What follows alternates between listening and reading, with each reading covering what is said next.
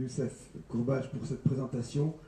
Alors, vous avez été très optimiste, hein, j'ai remarqué au cours de la présentation, il y a pas mal de points qui sont sous votre regard extrêmement optimistes et de toute façon, je pense qu'ils vont susciter l'interrogation de nos invités.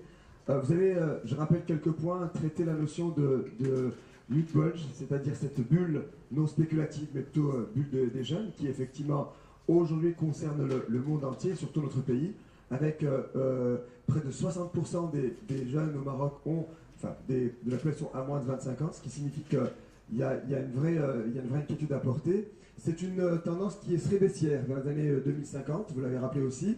Et puis la remontée de la fécondité, être peut-être dans une situation de contre-coup de transition démographique, c'est-à-dire arriver à un certain niveau et puis revoir la fécondité remonter comme c'était le cas, et c'est le cas en Égypte et en Irak éventuellement. Ce serait aussi une autre interrogation posée.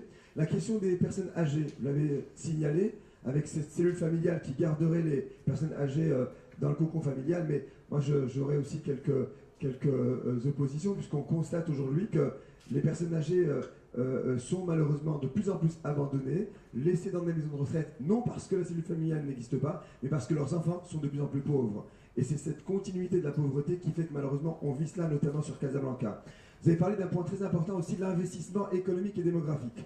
Il faut le signaler. Nous sommes un pays qui a un très fort taux d'investissement économique en termes d'infrastructures, en termes de... Et rappelez, le TGV, les ponts, les tunnels, les ponts à haut banc, tout cela est magnifique, les marinas, les malls. Mais concernant la question sociale, il y a un problème.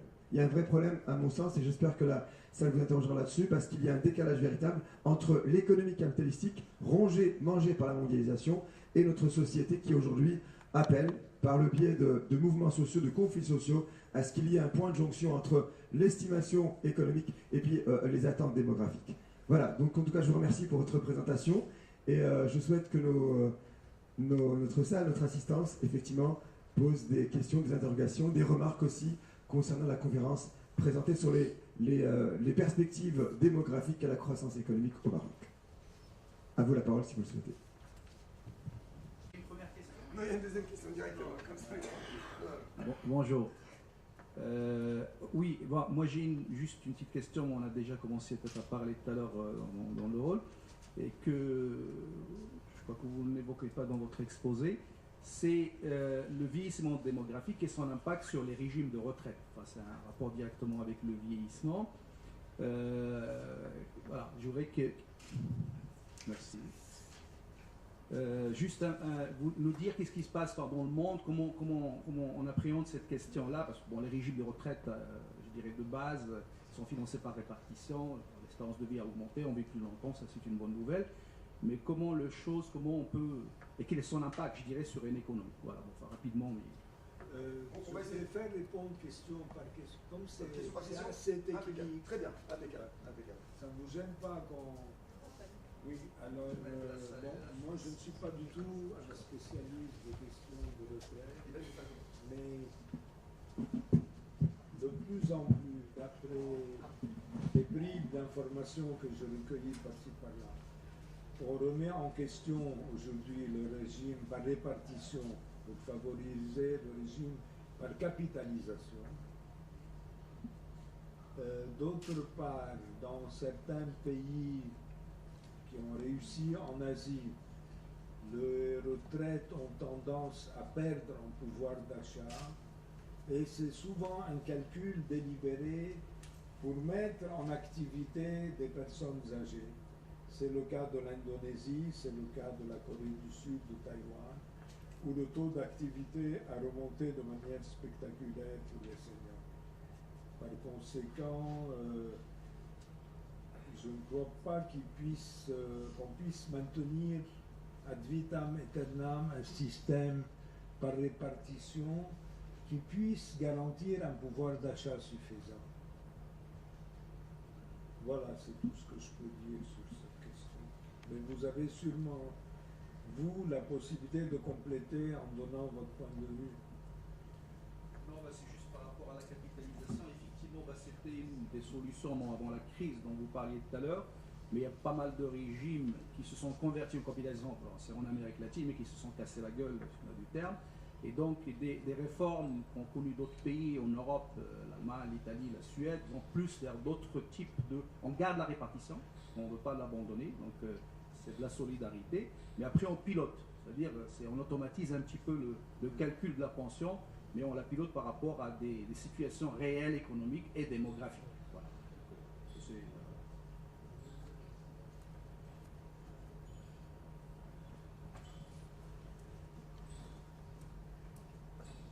Alors, ma question va porter sur la question du bonus démographique et puis du dividende en termes économiques. Nous avons remarqué, enfin, c'est depuis 2010 que nous savons que le taux de fécondité s'est stabilisé à 2,2, mais parallèlement, lorsqu'on entend nos dirigeants politiques, ils nous donnent l'impression que le peu de croissance économique plus ou moins valable que nous avons ces dernières années n'est pas dû à ce dividende démographique, mais plutôt à une bonne politique. C'est-à-dire qu'il n'y a pas une prise de conscience réelle qu'il y a un dividende démographique et qu'on ne sait pas l'exploiter. À aucun moment, on a entendu nos dirigeants politiques nous dire que nous sommes en transition démographique, c'est une opportunité, il faut l'exploiter. Il n'y a pas ce discours politique, donc rien ne laisse penser que demain, ils sauront mieux l'exploiter. D'autre part, lorsque vous parlez de violence et de politique, nous avons qu'à voir en Afrique. En Somalie, il y a un mouvement terroriste qui s'appelle Al-Shabaab. Pourquoi croyez-vous qu'il s'appelle Al-Shabaab? Parallèlement, qu'est-ce qui explique l'expansion de certaines sectes évangéliques en Afrique? C'est la fin des systèmes de solidarité, une rupture. C'est-à-dire que lorsque le cousin vient chez moi, je lui dis désolé, tu peux rester dehors, tu n'es pas un évangéliste comme moi. Ce sont des ruptures réelles, palpables. Mais à chaque fois je suis journaliste, mais je lis rarement dans la presse des articles qui traitent de ce sujet. Mais il y a aussi, un troisième point sur lequel je voulais porter l'attention, c'est que pourquoi parle-t-on de crainte lorsqu'il s'agit de vieillissement? Le Japon est en plein vieillissement. Mais si on s'intéresse à l'intelligence artificielle, je sais qu'il y a eu une conférence sur le sujet, je n'y ai pas assisté, je suis désolé, mais bon, je me suis intéressé au rapport Villani, qui a été produit en France. Alors, avec une population en baisse, mais une économie qui a de moins en moins de besoin de main-d'œuvre, pourquoi est-ce qu'il faut-il y avoir des craintes? Au contraire, ça devrait être rassurant. Merci. Vos commentaires sont très intéressants. D'abord sur le fait que les Shebabs de Somalie s'appellent Shebabs. J'y avais pas pensé, mais c'est un argument fort. Pour ce qui est, pourquoi le bonus, pourquoi le dividende démographique n'est pas présent dans les esprits, et pourquoi il n'est pas exploité pour booster la croissance économique. D'abord parce que le dividende démographique en tant que tel n'a pas encore été suffisamment étudié au Maroc. On ne connaît pas encore le lien effectif entre la transformation de la structure par âge et l'augmentation du taux d'investissement, le taux d'épargne d'investissement et son effet sur le PIB. Pour ce qui est du vieillissement, je suis d'accord avec vous que la crainte est exagérée. Il y a moyen de ne pas d'utiliser le potentiel même des personnes âgées. Appelons-les les seniors, parce que c'est moins méchant que personnes âgées ou vieux ou vieillards. Alors, une petite remarque. Si nos dirigeants n'en sont pas conscients maintenant, à votre avis, quand est-ce qu'ils vont l'être? Une fois qu'on aurait atteint le vieillissement? C'est maintenant que ça doit se passer. Parce qu'après, ça sera inutile. C'est comme faire une analyse post-événement. Mais vous savez... Elle est pertinente, mais en fin de compte, elle ne sert à rien. Vous savez ce que Karl Marx avait dit, l'humanité ne peut se poser que les problèmes qu'elle peut résoudre. Le vieillissement, c'est dans 30 ans. C'est difficile aujourd'hui. Il faut être en face d'un problème pour le résoudre. Vous avez cité le cas extrêmement intéressant du Japon, comment il pallie les méfaits supposés du vieillissement. Vous savez que le Japon déteste importer de la main-d'œuvre étrangère. Les Japonais sont plutôt portés sur la xénophobie, le racisme. Et par conséquent, ils ont actuellement la robotique qui essaye de... Mais enfin, la robotique ne va pas remplacer une infirmière qui soit un robot, ça ne peut pas être l'équivalent d'une infirmière en chair et en os, pour pallier les... Et donc,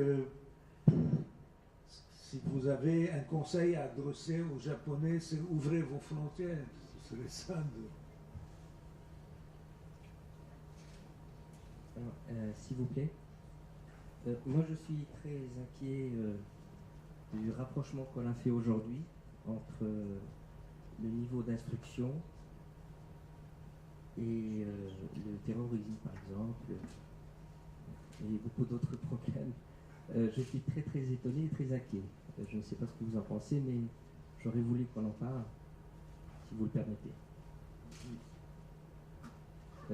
Êtes-vous certain que la seule explication soit le niveau d'instruction? Est-ce que le niveau d'instruction n'est pas simplement, disons, un outil mal utilisé? Les raisons profondes se trouvent ailleurs qu'au niveau de l'instruction. Merci. Ouais. Alors, ce n'est pas moi, ça c'est la théorie de Samuel Huntington, que les plus instruits sont les plus dangereux. C'est pas... Moi je pense que là il a fait une erreur monumentale, parce que les mouvements terroristes sont quand même archi-minoritaires. C'est quelques dizaines, quelques centaines d'individus.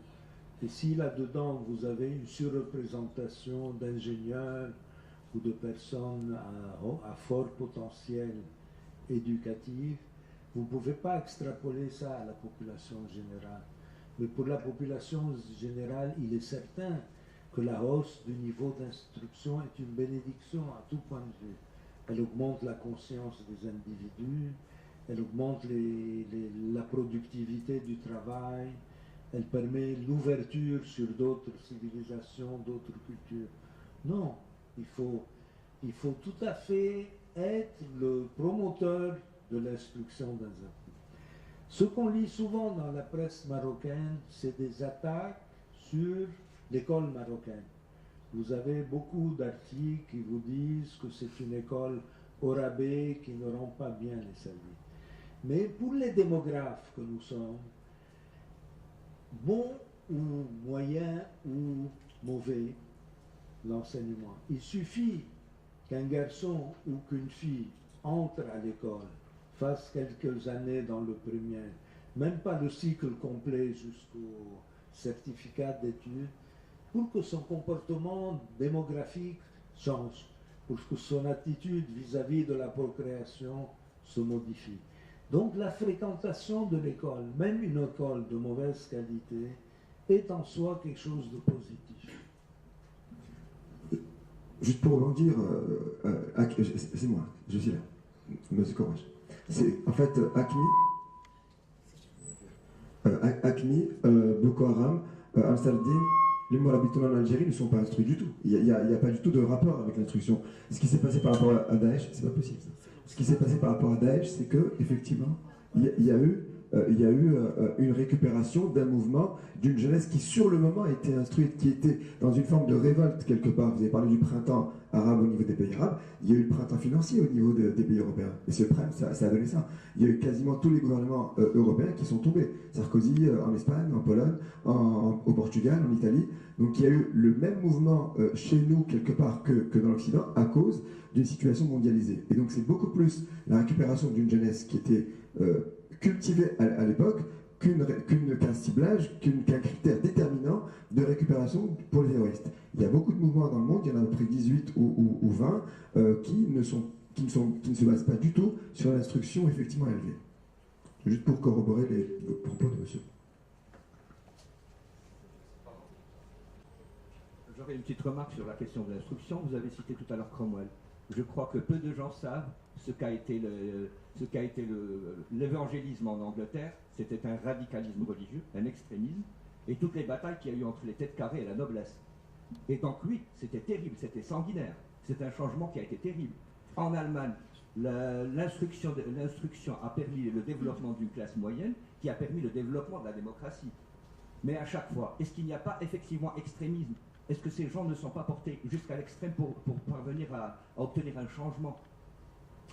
Écoutez, ce que vous appelez extrémisme, on peut en débattre.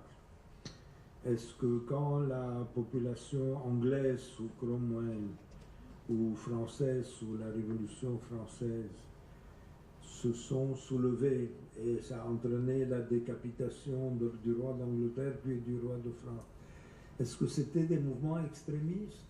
Non, ils étaient portés par une demande tout à fait légitime. Du pain, alors que Marie-Antoinette leur proposait des biscuits, des brioches. Donc, vous voyez... Dans le cas d'Angleterre, oui. Cromwell, c'était un mouvement radicaliste religieux. C'était un mouvement... Oui, mais il n'est pas extrémiste. On ne peut pas dire que le mouvement de Cromwell était extrémiste. Il était puritain. C'était un mouvement puritain. C'était pas Daesh, c'était, si vous voulez, des frères musulmans. On peut pinailler là-dessus, mais bon, ce qu'il y a de sûr, c'est que la montée du niveau d'instruction planétairement augmente le radicalisme, que ce radicalisme peut prendre différentes formes. Oui?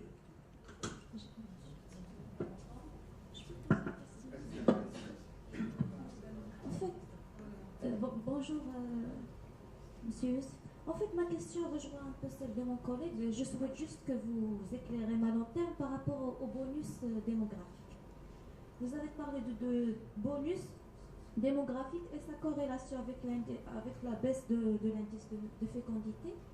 Pourquoi on ne ressent pas encore l'impact, parce que le Maroc actuellement effectue sa transition démographique. Pourquoi on ne ressent pas les retombées de cette transition, justement? Est-ce qu'il est encore tôt de parler des bénéfices de ce bonus, ou est-ce qu'on peut parler de mauvaise gouvernance? Non, d'abord, au Maroc, bien, la question n'a pas été très étudiée, mais depuis que la fécondité diminue, depuis, disons, fin des années 70 jusqu'à maintenant, et que la pyramide des âges se transforme au profit des adultes par rapport aux enfants, sachant que les vieux n'ont pas beaucoup augmenté, il y a eu un bonus démographique. Il y a eu un dividende démographique très appréciable qu'on n'a pas encore mesuré. Mais aujourd'hui, il ralentit. Il ralentit parce que le mouvement de cette transition démographique a lui-même ralenti. Si vous prenez les derniers chiffres entre le recensement de 2004 et de 2014, il y a eu un infléchissement de la fécondité. Mais comme on est déjà à la fin du parcours, ce ralentissement est beaucoup moins marqué qu'au début de la transition, ce qui est un phénomène normal. Plus vous approchez de la fin, et plus le progrès devient lent. Et pour les bénéfices, pour le bonus démographique, c'est la même chose.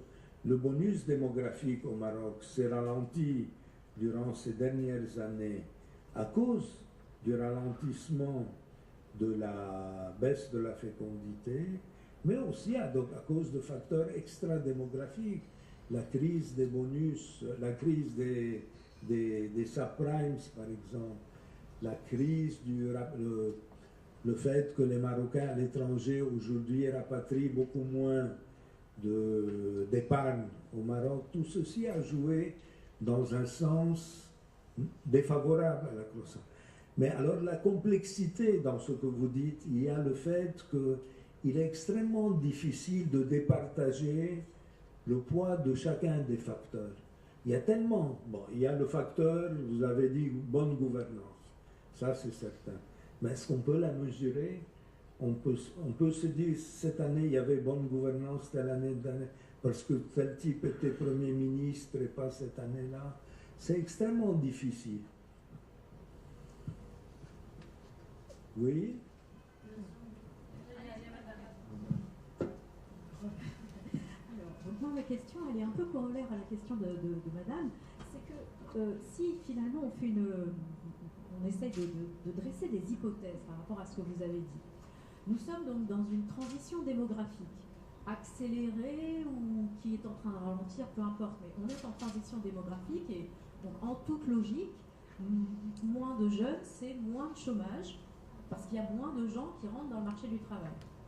Cela dit, on constate que pour autant, le chômage augmente, dû à la structure des investissements, dû à la gouvernance, dû à X facteurs. Mais au final, quand on regardait vos projections de l'ONU pour 2100, on avait la courbe haussière qui était en croissance et la courbe baissière qui descendait. Donc en fait, on peut avoir à peu près tous les cas de figure. Une population qui continue à augmenter ou bien une population qui finalement atteint un maximum et se réduit. Du coup, en fait, les hypothèses à long terme pour le Maroc, c'est soit on arrive à faire baisser le chômage et à ce moment-là, on continue à avoir notre transition démographique et donc on en tire les bénéfices, soit on n'arrive pas à faire baisser le chômage et on se retrouve dans des cas de figure de pays où il y a une contre-transition, comme donc vous disiez l'Algérie, l'Égypte, et à ce moment-là, on se retrouve avec une jeunesse pléthorique, dangereuse, comme vous disiez, ou enfin, comme on peut le supposer. Est-ce que c'est ça les deux hypothèses pour le Maroc? Non, non, je n'irai pas jusque-là. Moi, j'ai présenté les projections à très long terme pour vous dire que ça peut se faire. J'aurais pu aussi vous présenter des projections à 300 ans. Ça existe. Mais ça ne veut pas dire grand-chose. Non, mais vous avez raison pour dire que il faut exploiter cette transition démographique. Est-ce qu'on l'exploite suffisamment bien ou pas? À mon avis, non. À mon avis, il y a beaucoup d'indicateurs économiques qui montrent aujourd'hui que les investissements qui sont très très importants au Maroc, 34% du PIB, c'est colossal, ils sont mal utilisés, les investissements. Vous ne pouvez pas avoir un taux d'investissement aussi élevé avec un coefficient marginal du capital aussi élevé aussi, qui est de 7. C'est énorme, 7. Ça veut dire qu'il faut investir 7 unités pour en recueillir une, sachant que même au Maroc, c'était de l'ordre de 3 ou de 4 il y a une vingtaine d'années. Ça veut dire qu'il y a une dégradation de l'efficacité de l'investissement de ce point de vue-là. Pourquoi? Malheureusement, je ne suis pas, enfin je suis économiste, mais je ne suis pas économiste spécialiste de ces questions. Mais je pense qu'ici dans la salle, il y a des économistes parmi vous qui peuvent nous donner un aperçu de ce qui, là où le bas blesse. Qu'est-ce qui fait que tous ces investissements ne parviennent pas à épauler cette transition démographique? Bon, ça me paraît une question importante. Il y a une autre question que je n'ai pas soulevée, mais qu'il faut soulever aussi. C'est la question du traitement social du chômage. Bon, est-ce qu'il est bon ou il est malsain d'encourager des créations d'emplois à très faible productivité simplement pour maintenir une masse de jeunes en activité plutôt que d'en faire des haïtiens? Ça, c'est une question importante. Elle est importante. Où on va trouver les fonds pour financer les... À mon avis, on peut trouver les fonds. Dans la poche des riches, il y a toujours moyen de financer des travaux d'utilité publique où on mettrait 10, 15, 20 000 jeunes au travail. la productivité immédiate sera quasi nulle, mais à long terme, vous avez la paix sociale, parce que une personne qui travaille n'a pas le sentiment d'être inutile, donc d'être suicidaire, donc de pouvoir se lancer dans des aventures folles. Ça, c'est un bénéfice extra-économique important. Mais il peut même y avoir des bénéfices économiques. La consommation. Par exemple. L'augmentation de la consommation. Oui. Il y a des effets, bien sûr, ça augmente la consommation, donc les possibilités d'investissement. Absolument. Bonjour. Pour moi, pour appréhender, je pense, la question de il faut l'appréhender avec deux éléments. C'est le politique et l'économie. Parce que pour moi, comment tirer profit d'un dividende soi-disant démographique? C'est simple, je pense. Comment mobiliser la population pour mieux exploiter la richesse d'un pays et ces richesses, comment sont un partage pour la société, pour que tout le monde en tire profit. Si on prend l'exemple, par exemple, des pays africains, ils ont un capital de jeunes, mais malheureusement, ils n'arrivent pas. C'est le politique qui importe, oui. Mais le politique, il faut lui proposer aussi des choses faisables. Je veux dire, aujourd'hui, notre démographie est en ralentissement. Le niveau d'instruction de la population a augmenté et continue à augmenter. Il faut des mesures financières notamment, pour créer plus d'emplois. Et quels sont les emplois prioritaires à créer? Mais ça demande d'abord que nous sachions quels sont ces emplois qu'il faudrait créer. Il faudrait que... Parce que vous lisez souvent dans la presse, il faut faire baisser le taux de chômage. Oui, mais comment le faire baisser? Comment concrètement trouver les instruments efficaces pour le faire baisser? Ça me paraît être une question lourde. Pour ce qui est de l'Afrique, moi je ne suis pas d'accord avec cette question du potentiel économique colossal de l'Afrique dû à sa population, un peu la Côte d'Ivoire, mais c'est tout. L'Afrique, c'est un exemple d'échec. Hein? Oui. Par exemple, les pays africains avec 20 millions, certains pays avec 20 millions, ils n'arrivent même pas à développer leur pays. La Chine avec 10 000, avec des centaines de millions d'années. L'Inde, la même chose. Ils ont arrivé à déposer. Dans le pays africain, est-ce que tu vas... Je ne pas des exemples. C'est un échec. Ouais. Malgré ça, que l'Afrique dispose des ressources énormes. Bien sûr. C'est pour cela que je reviens en politique. On revient toujours aux politiques, mais ce n'est pas à notre portée, le politique. Alors, s'il vous plaît, tout à l'heure, il y a quelques instants, vous avez évoqué la question de la qualité de l'investissement. J'aimerais revenir dessus simplement pour pointer sur une erreur monumentale qu'on a l'habitude de faire en termes d'indicateurs économiques. L'investissement, j'avais posé la question il y a plusieurs années de cela à un directeur de projet. Je lui avais demandé quel serait le bon indicateur de mesure selon vous. Il me répond l'investissement. Je lui dis c'est quoi l'investissement? Il me dit c'est très simple. Quand j'ai convenu avec le top management ou avec le ministère de tutelle un certain montant à réaliser en fin d'année, si j'arrive à réaliser plus, je suis un super homme. Je fais 130% de mes objectifs. J'ai répondu ceci, que le mur sur lequel il était adossé pendant qu'il me parlait, si je devais le démolir et le reconstruire N fois, j'aurais atteint le même montant que lui sans rien faire, je veux dire sans rien produire comme effet. C'est bien. Alors la question de la qualité de l'investissement, en fait, nous ramène à la question de la post-évaluation des politiques publiques. Si les investissements qu'on fait, qu'ils soient démographiques ou économiques, comme vous les avez cités,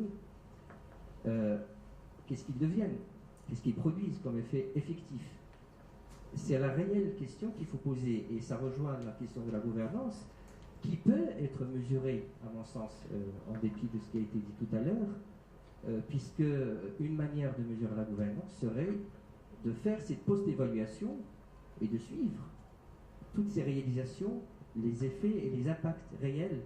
Quelles sont les études d'impact qui sont menées au Maroc? Il n'y en a pas beaucoup. Et quand elles sont menées de manière relativement, j'allais dire, je suis désolé de la critique, mais sans tenir compte des paramètres profonds de chacune des problématiques.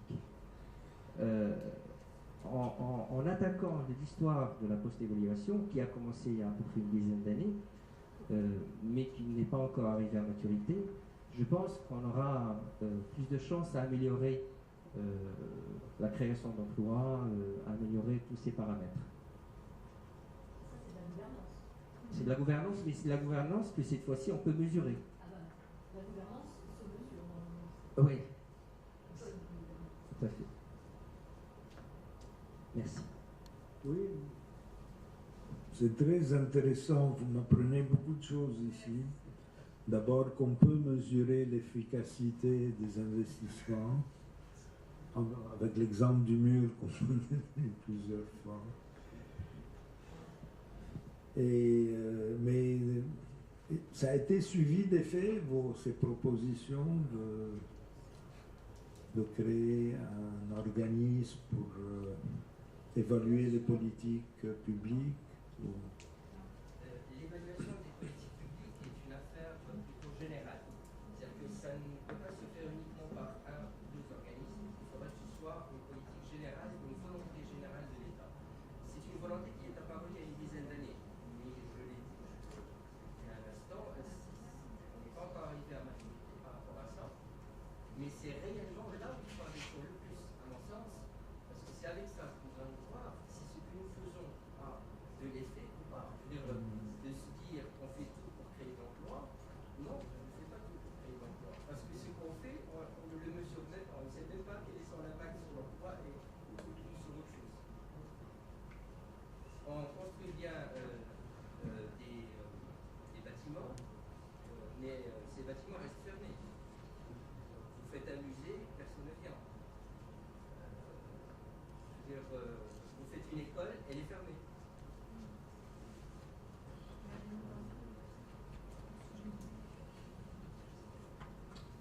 On investit dans les murs, on n'investit pas dans l'humain. Si je rejoins la question démographique.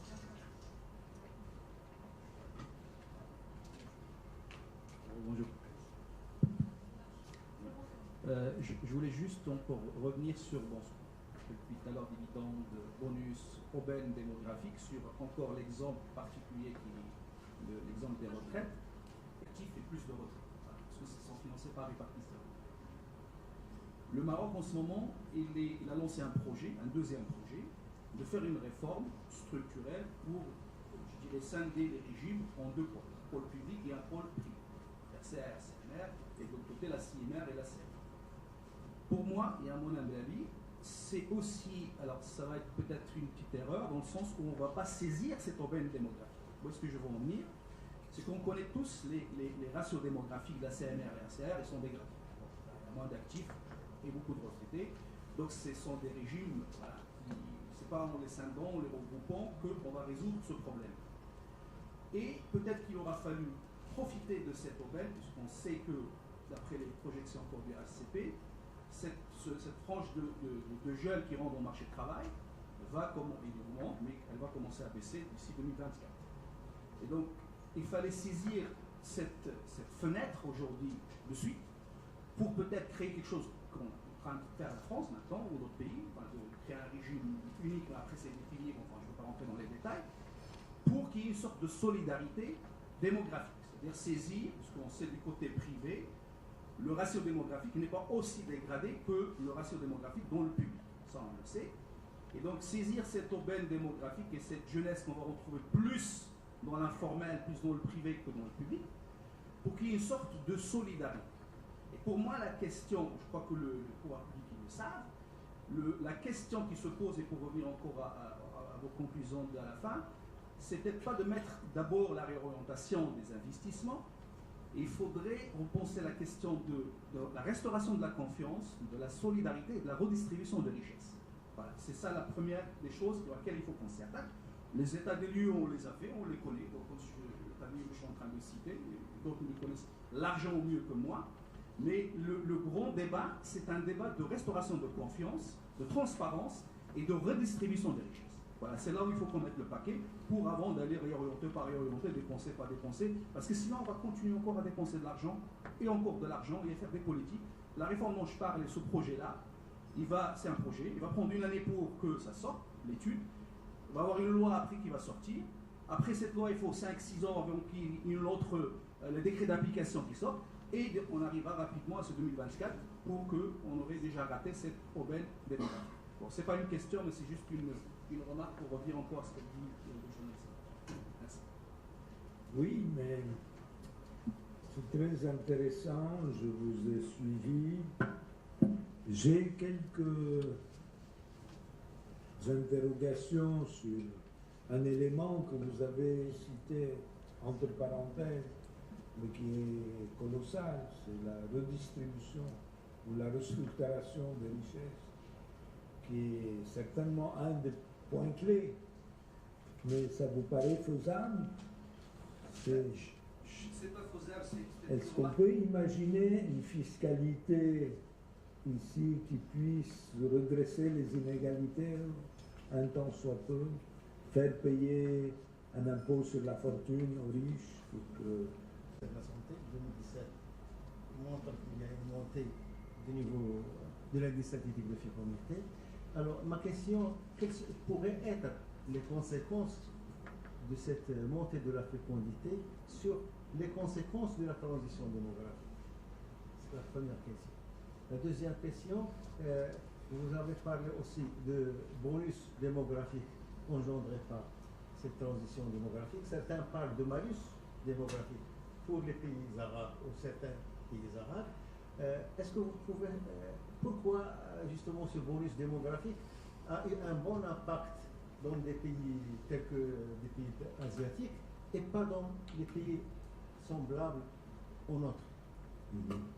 Très intéressant. Bon, d'abord, pour la...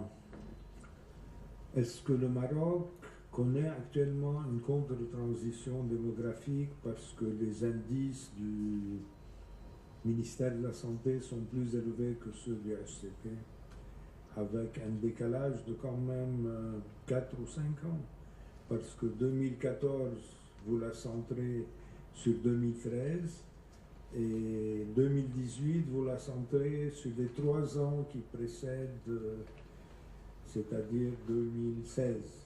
Donc il y a un décalage, et malgré ça, vous avez 12 derniers mois, disons, en telle date et telle date.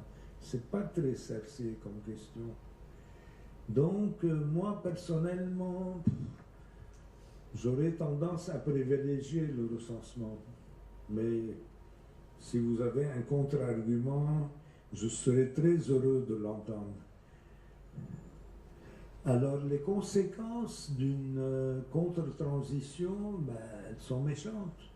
Parce que si elles se prolongent sur quelque temps, ça veut dire qu'il va y avoir une poussée des naissances, une poussée des enfants en âge d'aller à l'école 7 ans après, et alors qu'on a tout planifié aujourd'hui pour un certain flux de naissance plus ou moins stable dans les 10 ou 15 prochaines années. Ça peut aussi être un peu méchant pour le marché de l'emploi, quand les naissances actuelles vont atteindre l'âge d'accéder au marché de l'emploi. Donc, pour toutes ces raisons-là, oui, moi je crois qu'il faudrait craindre une tendance à l'algérienne ou à la tunisienne aujourd'hui. Mais ça demande donc qu'on fouille beaucoup plus dans les données pour pouvoir dire où est la vérité sur les indices de fécondité. Pour ce qui est du malus démographique, pourquoi les pays d'Asie ont eu un bonus démographique et les pays arabes ont eu un malus démographique? La question est simple, c'est que les pays asiatiques étaient des pays dont l'économie repose sur la production, alors que les pays arabes, en très grande partie, reposent sur la rente pétrolière. Au Maroc, à un moment donné, ça a été la rente phosphatière. C'est-à-dire que les richesses tombaient du ciel ou du sous-sol, mais n'étaient pas sur terre. Tout ceci a une attitude de défavoriser le travail. La culture du travail dans les pays rentiers est très faible. Vous connaissez certainement le cas des pays du Golfe. Vous regardez le cas de l'Algérie aussi, où la culture du travail n'est pas réellement bien implantée. Par conséquent, je crois que c'est ça qui fait que dans les pays arabes, le bonus démographique a été dilapidé.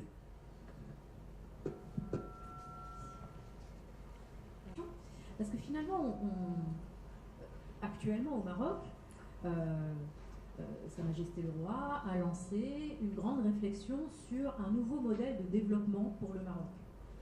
Il estime que voilà, on est arrivé au bout du modèle de développement actuel et que voilà, notre modèle de développement doit évoluer et chacun travaille un petit peu à proposer des nouvelles choses.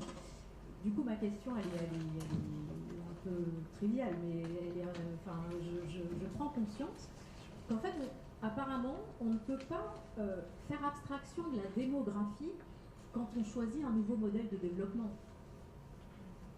Est-ce que je me trompe si je dis ça? Non, non, je pense que d'abord la démographie, vous en avez besoin pour faire simplement les juste un point, parce que c'est important, ça tourne en rond depuis tout à l'heure par rapport à un certain point, c'est que notre modèle économique est un modèle quasi monopolistique. Il faut peut-être intégrer ça aussi, avec une concurrence quasi absente. On a pu voir, il faut le dire, avec les 3 mois de boycott, ce qui s'est passé, comment les entreprises ont répondu à une pression. Donc c'est-à-dire qu'il y a quand même une écoute. Pourquoi? Parce qu'il va falloir diversifier. Et je crois que ce caractère noyauté, monopolistique de notre économie et rentière aussi pose de graves problèmes. Je pense qu'il faut intégrer cela à la marque de madame. Exactement. Tout à fait.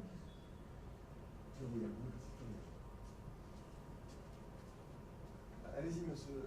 Ah oui, c'est à moi. Je croyais que vous aviez répondu. Ah non, je suis juste Non. Bon, c'est naturel que le modèle de développement, quel qu'il soit, repose sur la démographie, ne serait-ce que pour avoir les dénominateurs des populations, des choses très simples, avoir des projections pour les quelques années, pour la durée du plan, 5 ans ou 10 ans. Ça c'est entendu. Mais la démographie est assez importante, je vous ai dit, la démographie c'est une psychanalyse de la société. C'est l'attitude vis-à-vis de la vie, de la mort, de la séparation, de la mésentente entre couples. Tout ça, ça est reflété par la démographie. Et par conséquent, si vous voulez faire une vraie politique de développement qui soit holistique, qui ne tienne pas compte que de l'aspect seulement économique, il faut qu'on tienne compte du mental. Où en est la mentalité du Marocain jeune ou moins jeune aujourd'hui? Est-ce qu'il est toujours ouvert au progrès ou il est en train de se refermer?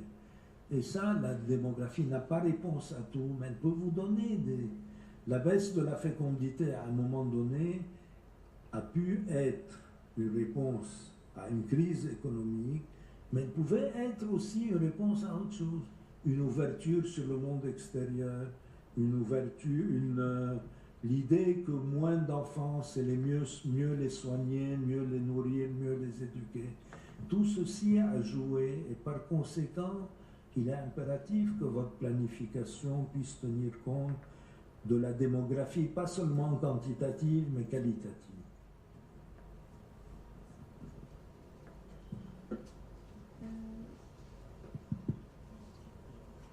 Je voudrais tout d'abord vous remercier pour la qualité de votre présentation. Que d'habitude, c'est assez ennuyeux, les présentations sur la démographie, etc. C'était pas du tout ennuyeux. Très intéressant. Très intéressant. Donc, je voudrais d'abord rebondir sur la question que vous avez abordée tout à l'heure sur la méthode qui dit que les plus instruits sont les plus dangereux. Oui. Ça, c'est une théorie. C'est pas ma théorie. Oui, je sais. Et vous, vous avez dit que vous n'étiez pas tellement d'accord. Au fait, je suis d'accord avec vous, qu'en quoi les plus instruits, ils apportent beaucoup de richesse à la société, ils permettent un développement économique, etc. Mais je pense que cette théorie, ça a été dit surtout parce que, en fait, je pense que les plus instruits, ce sont ceux qui ont le plus de capacité de persuasion et de manipulation. Donc finalement, c'est les leaders. C'est les leaders de, comme vous avez dit, Ben Laden, les dirigeants d'Al-Qaïda et de Daesh, etc. Oui, c'est sûrement les plus instruits, mais en fait, c'est parce qu'ils ont une capacité de persuasion et de manipulation. Donc je pense que c'est dans ce sens que cette théorie, si je puis dire, a été formulée. Je ne pense pas que Franklinton a pensé à des choses aussi subtiles que vous. Je pense. Lui, comme son idée, c'était de détester le monde arabe aujourd'hui. Il fallait donc souiller. Et pour lui, c'était bien de dire, même vos éduqués, c'est des voyous, des vauriens. Il ne faut pas le prendre au pied de la majlismi comme ça, pour le sensationnel, pas pour le scientifique. Et donc, ma deuxième question, en fait, je vous l'avais un petit peu abordée. En fait, c'est le mal-être de la jeunesse actuelle. Justement, en venant ici aujourd'hui, j'étais dans ma voiture, j'entendais un petit peu un débat qui était sur une radio nationale. Oui. Et donc, et ça parlait un petit peu du mal-être actuel de la jeunesse. Et donc, qui touchait toutes les classes sociales. C'était pas que les chômeurs, que les pauvres, ça touchait réellement toutes les classes sociales. D'ailleurs, je pense qu'on a tous dans notre entourage des gens qui ont une bonne situation et qui pensent quand même à la migration. C'est vrai, une bonne situation, qui travaillent, qui ont des familles. Hier même, j'ai entendu quelqu'un qui me disait qu'il faisait un dossier pour le Canada. Exactement. Alors qu'il n'a aucune raison d'émigrer. Il a de l'argent, il a sa famille, il a un petit peu. Oui, il y a un mal-être, ça, je suis d'accord avec vous. Oui. Mais là, je vais juste, vous continuez, mais je vais juste vous interrompre une seconde. C'est un mal-être mondial. Moi, je vis en France, je ressens le mal-être de la population. Et comme vous dites, c'est transversal, c'est à toutes les couches de la société, pas seulement les chômeurs et les pauvres. Continue. Oui, donc c'était un petit peu ma question. Ce mal-être, est-ce qu'il est propre à la jeunesse marocaine? Est-ce qu'il est un peu, vu que vous avez plus de recul et plus d'expérience, donc est-ce qu'il est au niveau mondial? Est-ce que c'est dû à une croissance démographique, parce que vous avez parlé que la croissance démographique est liée à une psychanalyse sociale? Est-ce que c'est dû au manque d'instruction? Apparemment non, vu que ça touche toutes les couches sociales. Est-ce que c'est aussi dû au chômage? Est-ce qu'il y a d'autres paramètres, peut-être, qui ne sont pas au jour d'aujourd'hui définis et donc mesurés? Moi, je pense que l'économique a quand même un grand rôle dans le malaise. Même si la personne n'est pas en situation de chômage ou de pauvreté, elle peut craindre. Aujourd'hui, il y a la crainte du lendemain qui joue. Mais il y a en plus de tout ça, dans les sociétés arabes, un malaise. Et ça, je vous conseille de voir les films algériens qui reflètent très bien ce mal-être, comme vous dites, et qui sont excellents pour vous montrer la dégradation des relations interhumaines, même dans des milieux privilégiés, un médecin, un ingénieur, etc. Et souvent sur le mode comique d'ailleurs, parce que les Algériens ont souvent beaucoup de traits d'esprit et d'humour. C'est quelque chose de très réel. Je le ressens dans mon pays, au Liban, bien sûr. Je le ressens en Égypte, où je vais parfois. Non, c'est... Mais je ne pense pas que si vous allez aujourd'hui en Amérique latine ou en Asie, vous allez être mieux servi. Je crois que c'est quelque chose qui peut être lié à l'ère du temps. Les États-Unis, ce n'est pas non plus un exemple mirobolant de joie de vivre.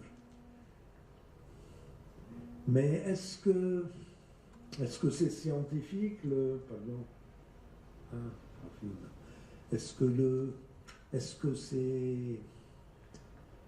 Bon, on peut vivre avec, non? Le spleen, ça existait au 19e siècle. Il y avait le spleen de Paris, c'est-à-dire cette attitude dont parlait Baudelaire. C'est pas très méchant. Prenez un Prozac et vous allez bien vous sentir. Prenez même une aspirine parfois.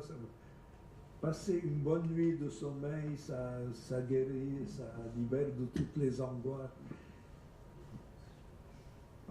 Maintenant, je suis sûr que si vous posez la même question à un psychologue, ou à un psychiatre, il va vous répondre tout à fait différemment de moi.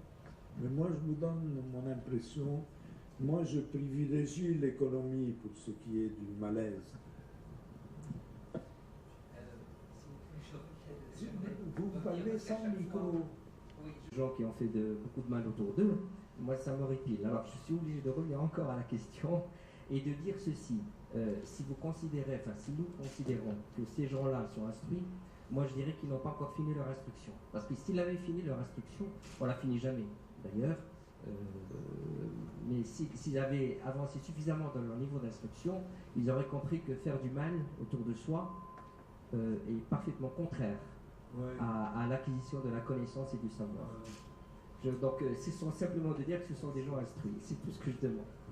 Merci. Accordé.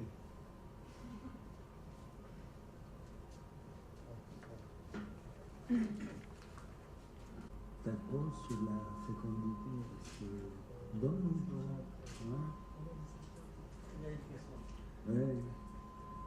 S'il vous plaît, je vais mettre l'accent sur la dynamique macroéconomique et tout en insistant sur le lien économique et démographique. Donc la corrélation entre l'économique et le démographique. On parle de la transition démographique au Maroc. Donc peut-être par rapport à une politique démographique bien définie, je me pose la question, est-ce qu'il y a vraiment une politique démographique formalisée?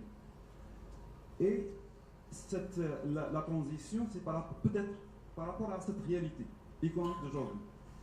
Et on parle de repenser le modèle économique. Donc, si jamais il y aurait un modèle économique, repenser, peut-être qu'on va repenser la transition, c'est-à-dire au lieu de chercher d'une certaine façon à stabiliser la démographie, peut-être qu'on va encourager la démographie. Donc, ce qui fait que sur le plan macroéconomique, c'est pas quelque chose figé. Donc, l'analyse n'est pas figée, c'est par rapport à une réalité économique.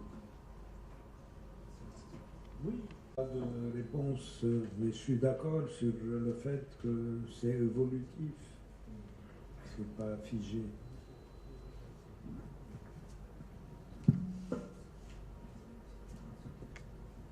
C'est fini.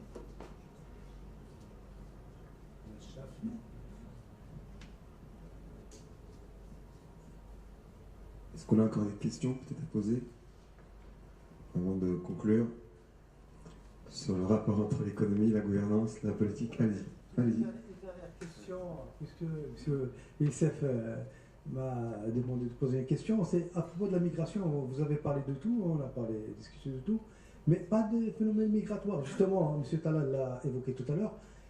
Est-ce que, déjà, nos hypothèses... Ils voient la réalité de l'Europe, ce qu'est vraiment l'Europe, et ce qu'est l'Europe des banlieues, l'Europe des pauvres, l'Europe des musulmans, l'Europe des... Et leur spectacle n'est pas très réjouissant, ils en sont conscients.